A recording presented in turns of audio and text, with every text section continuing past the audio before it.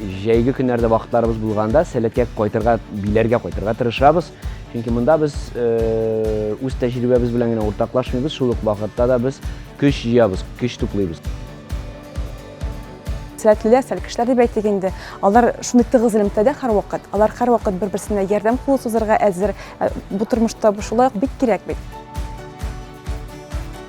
Сәләт ул минем өчен танышу, аралашу һәм күп яңа белемнәр алу.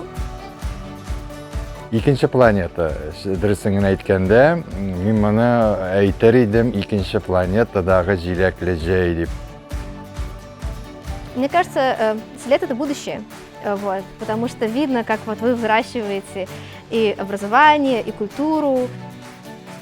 Сәләт ул үзенчәлекле дөнья, үзенчәлекле мөхит, монда үзенчәлекле катнашучылар, әйдәманнар һәм шушы мөхит үзенә тарта һәм киләсе елга форумнарга гына түгел, аланнарга да кайтам дип ышанып калам.